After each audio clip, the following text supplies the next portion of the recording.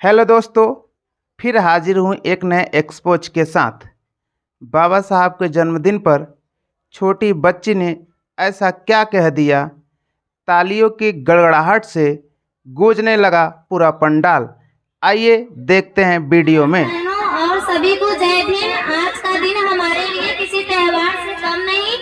आज मैं बाबा साहब के बारे में कुछ कहना चाहती हूँ। आज हम सब यहाँ बाबा साहब का जन्मदिन मनाने के लिए एकत्रित हुए हैं। भारत में बहुत बड़े बड़े लोगों को जन्म दिया है, लेकिन मैं समझती हूँ कि बाबा साहब हमारे भारत के इतिहास में सबसे बड़ा चमकता हुआ सितारा है। बाबा साहब का जन्म गरीब परिवार में हुआ था। उनका परिवार बहुत गरीब था। बाबा साहब का जन्म उस समय हुआ था जब छुआछूत भेदभाव बहुत ज्यादा था। और जब बाबा साहब स्कूल में एडमिशन लेने गए, एडमिशन नहीं हो रहा था, लेकिन बहुत कहने सुनने पर एडमिशन हो गया। और जब बाबा साहब स्कूल में पढ़ने जाते तो अपनी बोरी घर से लेकर जाते थे और उनको कक्षा के बाहर बैठाया जाता था। सभी बच्चों के साथ उनको बैठने नहीं दिया जाता था। टीचर अंदर से पढ़ाता था और हमारे जैसा छोटा सा बालक खिड़की के बाहर से देकर पढ़ता था। और जब बाबा साहब को प्यास लगती थी तो चपरासी दूर से पानी पिलाता था। और जिस दिन चपरासी नहीं आता था, उस दिन बाबा साहब पूरे दिन प्यासे रहते थे, कोई उनको पानी नहीं पिलाता था। फिर भी बाबा साहब हार नहीं माने और पढ़ते रहे।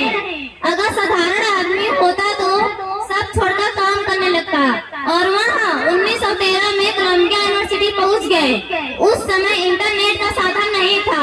उनको पता कैसे चला कि अमेरिका के अंदर यूनिवर्सिटी है और वहाँ पढ़ने चले गए। और वहाँ 1915 में लंदन ऑफ इकोनॉमिक्स पढ़ने पहुँच गए। लंदन ऑफ इकोनॉमिक्स दुनिया का सबसे बेहतरीन स्कूल है, जिसमें एडमिशन लेना बहुत मुश्किल है। लंदन ऑफ इकोनॉमिक्स स्कूल में बाबा साहब ने दूसरी PhD हासिल की। और उस महापुरुष ने हमारे देश का संविधान लिखा, जो दुनिया का बहुत खूबसूरत संविधान है।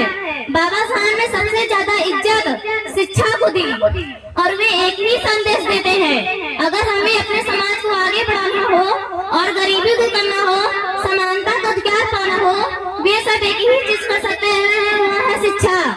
अगर हमारा समाज अपने बच्चों को शिक्षित कर दे, पढ़ा लिखा दे, तभी गरीबी दूर हो सकती है, समानता का अधिकार मिल सकता है। बाबा साहब ने एक बात कहा है, शिक्षा